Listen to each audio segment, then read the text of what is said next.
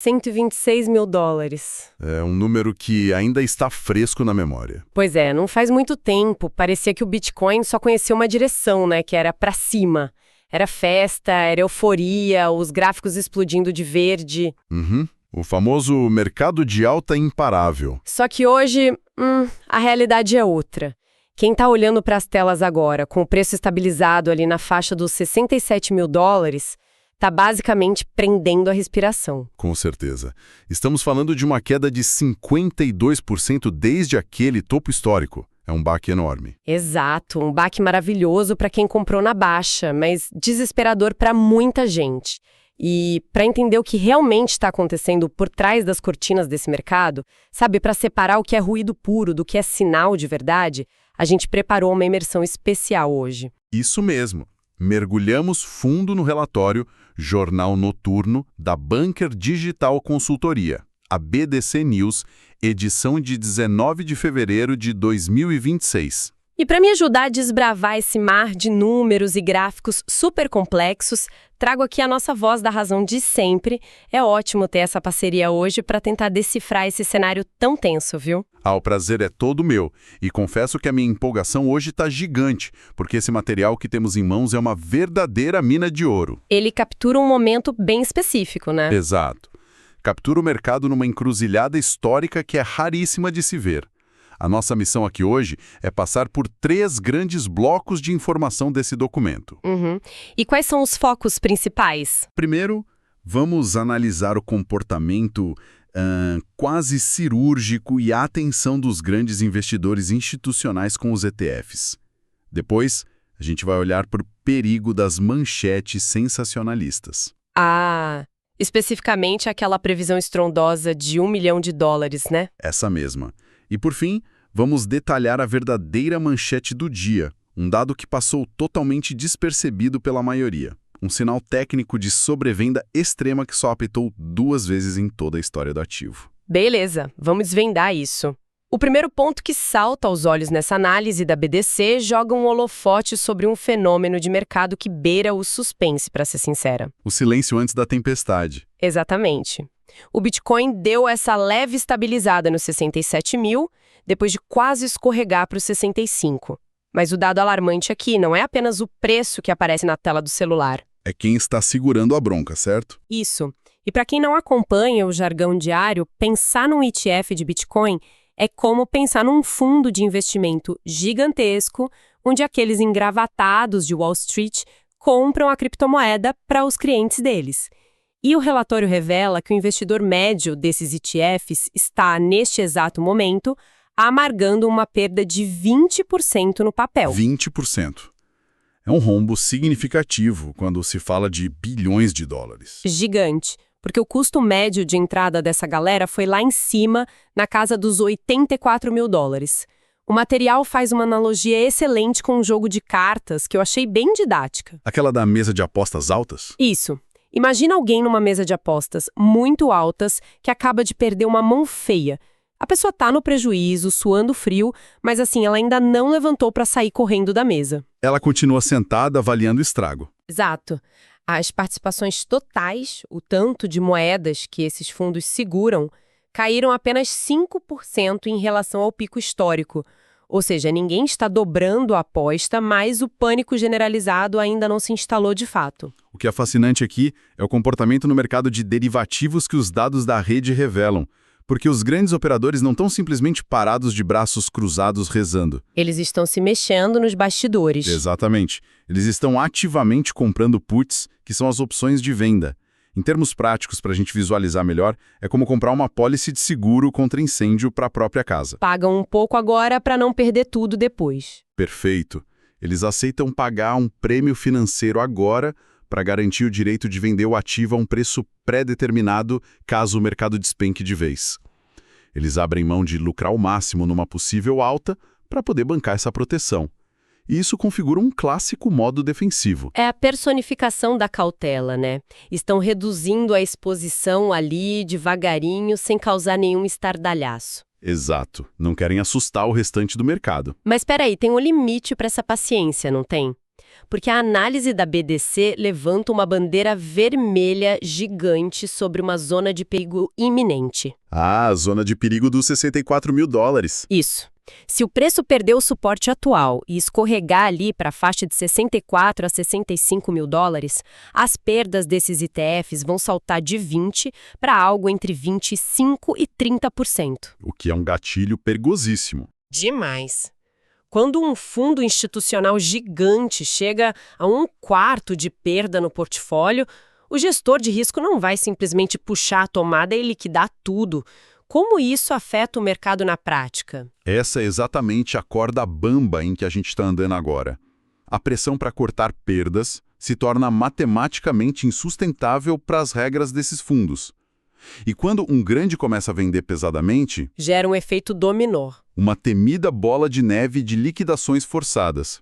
Quanto mais o preço cai, mais robôs e algoritmos de gestão de risco disparam ordens de venda automática, empurrando o preço ainda mais para o buraco. Nossa, é um ciclo vicioso. Sim, e o agravante é que a gente não pode olhar para o gráfico do Bitcoin de forma isolada do resto do mundo. O contexto macroeconômico atual que o relatório aponta é muito pesado. O mercado de crédito privado, por exemplo. Exatamente, está sob forte estresse. Um exemplo claro citado no documento é a Blue Owl. É uma gestora colossal que simplesmente precisou limitar os resgates dos clientes. Imagina o pânico. É como ir ao banco, sacar o seu próprio dinheiro e encontrar a porta trancada com o aviso de volte mais tarde. É o terror de qualquer investidor. E quando isso acontece no mundo das altas finanças, é o alarme de incêndio tocando. Significa que a liquidez está secando no sistema inteiro. E sem contar a geopolítica, né, que sempre adora jogar gasolina no fogo, a gente tem menções claras ali a possíveis ações militares dos Estados Unidos contra o Irã, e o barril de petróleo já respondeu a isso na hora. Subiu quase 3%, não foi? Isso, bateu 66 dólares, o maior nível em meses. E aí a lógica é cruel, porque petróleo mais caro significa frete mais caro, produção mais cara, e adivinha quem volta a assombrar. O fantasma da inflação. Centrais não vão cortar as taxas de juros tão cedo. Para quem investe em ativos de risco, como o nosso tema principal aqui, esse é basicamente o pior banho de água fria possível, certo? Com certeza. O capital foge do risco quando o juro da renda fixa, que é seguro e garantido pelo governo, se mantém alto. Então a situação atual é de um limbo absoluto. Ninguém se mexe. Ninguém quer vender tudo porque acha que está no fundo do poço, mas ninguém tem coragem de comprar com força enquanto esses fantasmas macroeconômicos continuam rondando. O mercado está segurando a respiração à espera de um catalisador real. O mercado fica nesse compasso de espera agoniante. Mas sabe que não entra em compasso de espera nunca? As manchetes chamativas. O barulho. Tivemos um ruído ensurdecedor essa semana, o que nos leva ao nosso segundo ponto da imersão, o Festival das Previsões Milionárias. Ao caso do Fórum World Liberty. Isso. O Eric Trump subiu ao palco nesse fórum e cravou, sem piscar, que o Bitcoin vai chegar a $1 milhão. O argumento que ele usou foi olhar pelo retrovisor. Ele citou aquele retorno histórico médio de cerca de 70% ao ano na última década e ainda desafiou qualquer analista a encontrar um desempenho superior em outros mercados. Bom, antes da gente prosseguir, dissecar esse ponto, acho que é fundamental fazermos uma pausa muito clara aqui. Super importante, pode falar. Só para deixar 100% alinhado com quem está acompanhando a nossa análise.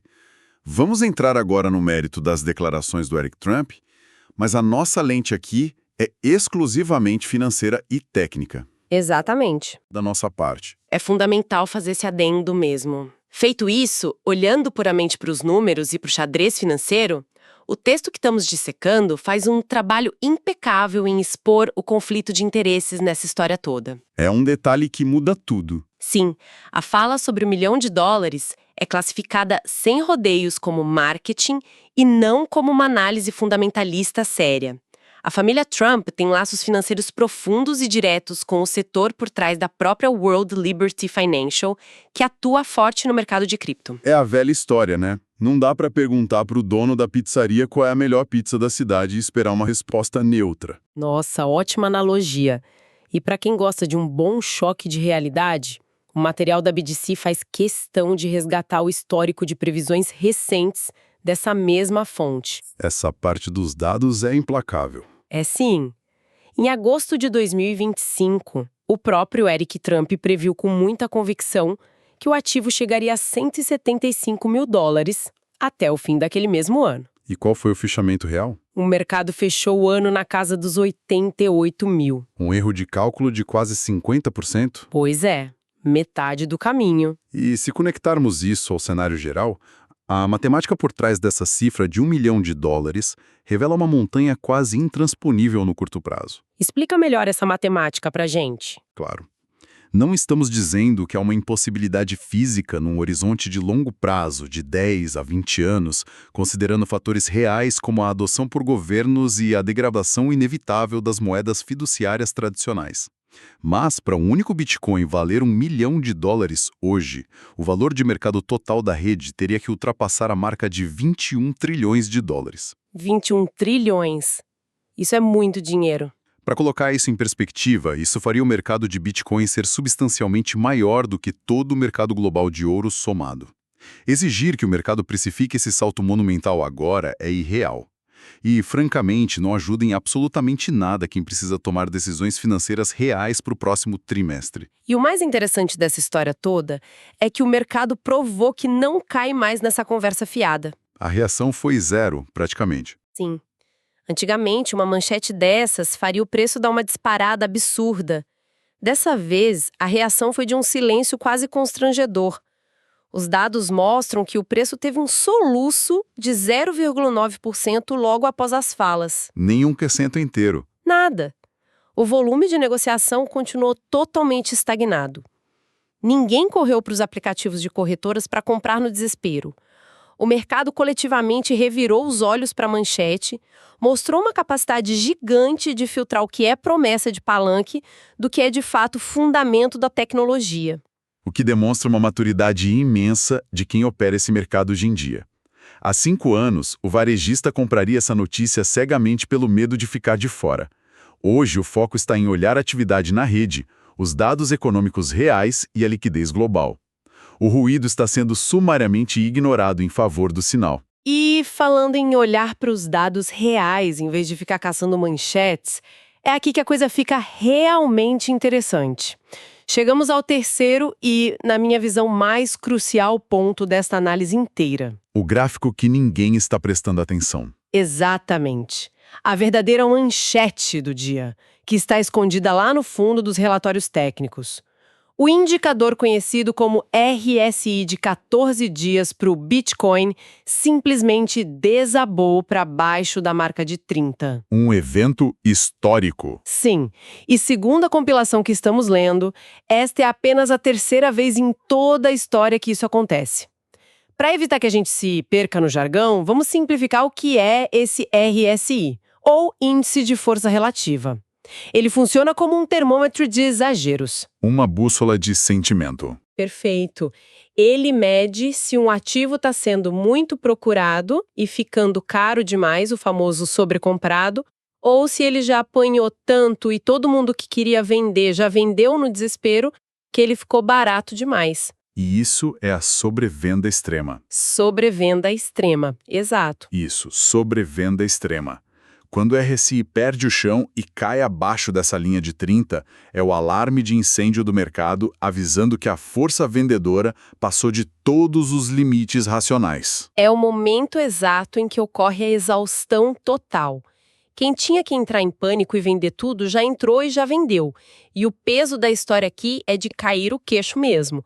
Os pesquisadores da BDC foram buscar os dados exatos das 2 únicas vezes em que esse evento raríssimo se materializou no passado. Vamos aos números, que essa parte é fascinante. A primeira vez foi lá nos primórdios institucionais, em janeiro de 2015. O termômetro do RSI bateu 28. Naquela época, um Bitcoin custava meros $200. Saudade de $200, viu? E o que aconteceu logo depois? O que aconteceu na sequência não foi uma explosão imediata para cima, e sim uma consolidação torturante. O preço ficou andando de lado por exatos 8 meses. Mas depois que esse período de tédio curou os excessos do mercado, veio uma alta massiva. O preço foi catapultado para $1.000. Estamos falando de um salto de 400%. Um salto impressionante. E o padrão se repetiu na segunda vez que o RSI apitou? Sim, repetiu, mas com um tempo de recuperação um pouco diferente. A segunda vez ocorreu no fundo do poço do chamado inverno cripto, em dezembro de 2018. O RSI desabou abaixo de 30 quando o preço estava massacrado lá na casa dos $3.500. Outro patamar impensável hoje. E quanto tempo demorou dessa vez? Diferente dos 8 meses de 2015, dessa vez o mercado precisou de 3 meses de acumulação arrastada. Depois disso, o preço disparou novamente, buscando os $14.000, um ganho limpo de 300%. E o que temos agora, em fevereiro de 2026? O terceiro apito histórico, com o preço ancorado nos $66.000. Os números históricos são absurdos, chegam a dar tontura. Mas confesso que surge uma dúvida natural ao ler isso. Manda. Se está matematicamente tão barato assim, se o alarme de promoção tocou com tanta força nos gráficos, por que quem tem muito capital simplesmente não entra, varre o mercado e faz o gráfico subir como um foguete já no dia seguinte? O que segura o preço lá embaixo? Isso levanta uma questão importantíssima sobre a psicologia comportamental em mercados laterais. A lógica explicada na análise da BDC é brutal. Os vendedores já jogaram a toalha. A pressão para jogar o preço ainda mais para baixo acabou. Porém, os compradores estão absolutamente paralisados. O medo de comprar e cair mais. Exato. O índice de medo, que mede o sentimento geral de quem opera todo dia, está cravado na zona de medo extremo há 30 dias seguidos. Existe um ditado clássico no mercado financeiro que diz que ninguém quer tentar pegar uma faca caindo. Nossa, é uma imagem muito forte. Se você tenta segurar a lâmina no ar, você se corta. Exatamente. E mesmo que a faca já tenha batido no chão, o trauma visual impede as pessoas de chegarem perto logo de cara. Leva tempo, muito tempo, para a confiança voltar e o dinheiro novo entrar no ecossistema sem aquele receio de uma nova queda imediata. É o famoso período da acumulação silenciosa. A projeção desenhada no relatório é que essa fase de lateralização, onde o gráfico parece um eletrocardiograma de alguém dormindo e o tédio afasta os impacientes do mercado, pode durar de 3 a 6 meses. Um teste de resistência emocional. Total. O preço ficaria flutuando ali sem direção clara, variando na faixa entre $60.000 e $70.000. E é exatamente no meio desse marasmo insuportável que o dinheiro inteligente, o capital paciente das grandes baleias institucionais, começa a fazer suas compras a conta-gotas. Curando o mercado de forma imperceptível para a maioria. Isso. A análise também destaca o suporte dos $60.000 como uma linha de defesa épica. E não é só porque representa uma queda exata de 52% desde o topo. É porque é exatamente lá que repousa a chamada média móvel simples de 200 semanas. Para traduzir, esse indicador pega o preço médio dos últimos 4 anos e cria um piso de concreto histórico. Essa média móvel de 200 semanas não é apenas um número jogado no gráfico. Ela é a muralha psicológica que separa um mercado que está apenas se ajustando de um mercado que estaria entrando em colapso total.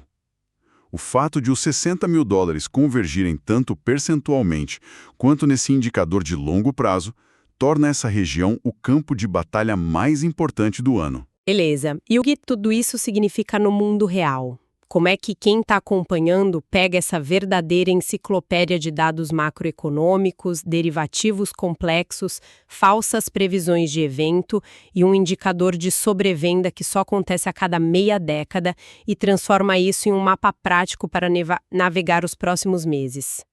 O encerramento do relatório é bastante pragmático nesse ponto. Ele divide a sala em 2 estratégias bem claras, dependendo do perfil de quem está operando a carteira. Vamos começar pelo pessoal do longo prazo, então. Perfeito. Para o investidor de longo prazo, aquele que compra pensando em anos à frente, a mensagem é um alerta sonoro. Historicamente, vender qualquer ativo quando o RSI mostra sobrevenda extrema é um dos maiores erros que se pode cometer. É vender no ponto máximo de exaustão, onde não tem mais ninguém para te pagar menos. Então a ideia é aproveitar o chão. A diretriz para esse perfil é a estratégia de DCA, o famoso aporte fracionado. Em vez de tentar adivinhar qual será o centavo exato do fundo do poço, que é impossível, a recomendação é dividir o capital e comprar aos poucos ao longo das semanas, fazendo um preço médio saudável durante esse longo período de marasmo que a gente citou. Certo. Essa é a visão para quem tem paciência de monge. Mas e para o perfil oposto? E para quem é trader? Aquela pessoa que vive do giro rápido diário e busca surfar os movimentos de curto prazo para bater meta? Para os traders impacientes, o recado é ainda mais duro. Fiquem de fora.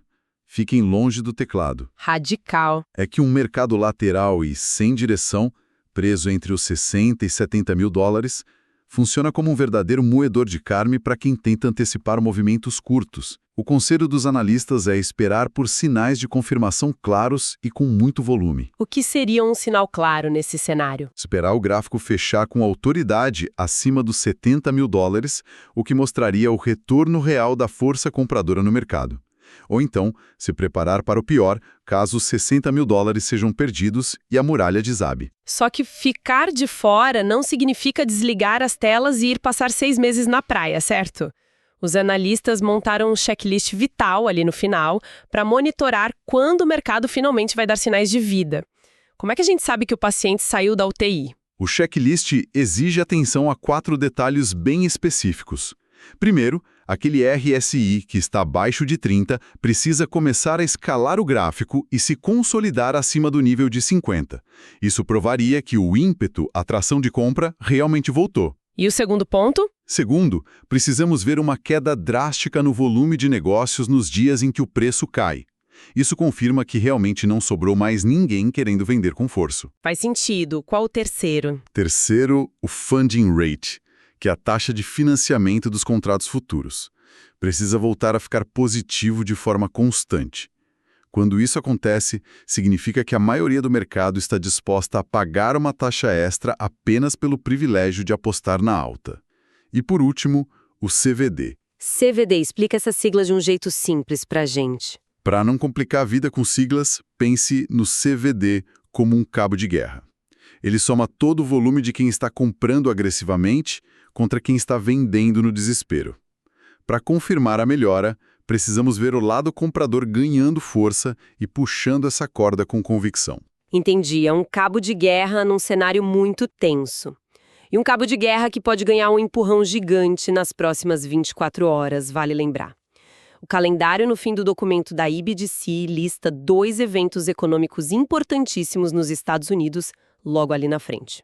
Os dados de inflação e PIB. Exatamente. A divulgação do PCE, que é simplesmente a métrica de inflação que o Banco Central americano mais vigia e usa para decidir os juros, e a leitura final do PIB do 4º trimestre. Vai ser um teste de fogo. Com certeza.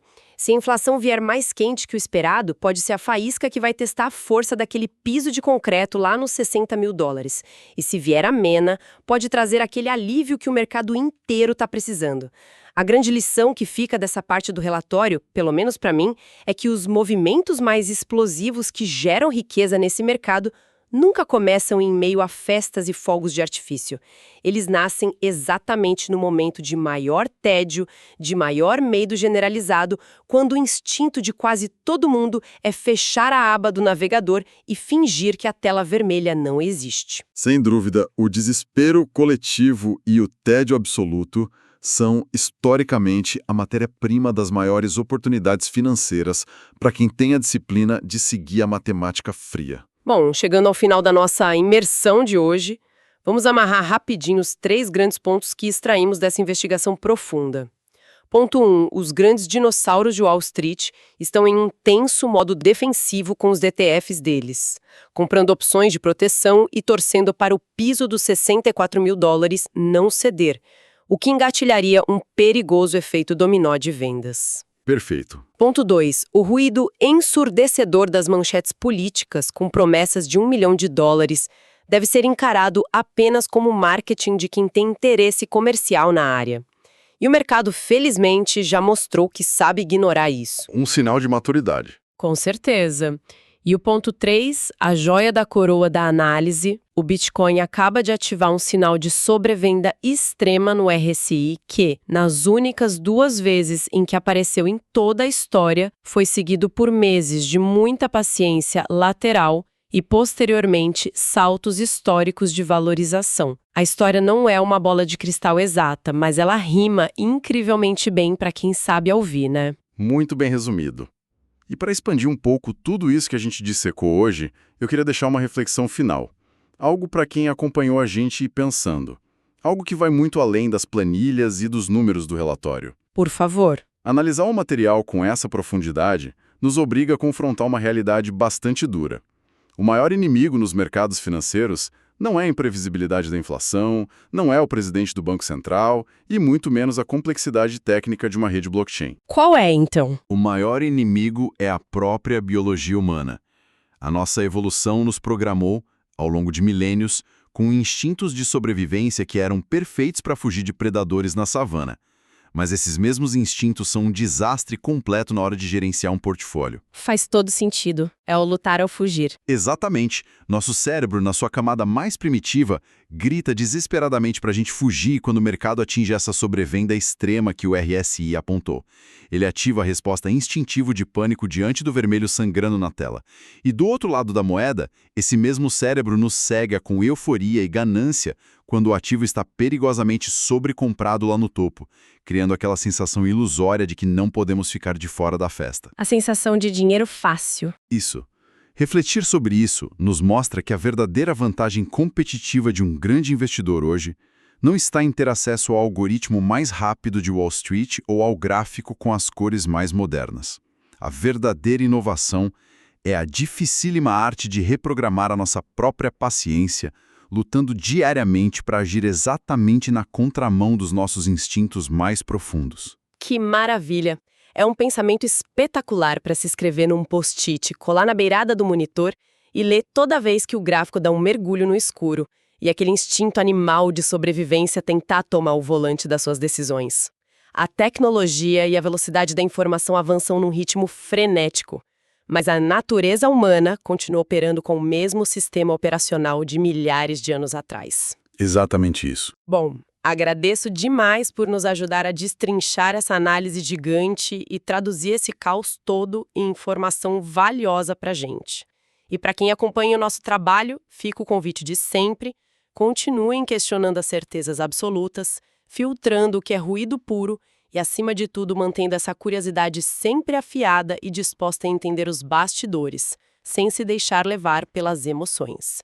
Um grande abraço a todos e até a nossa próxima imersão.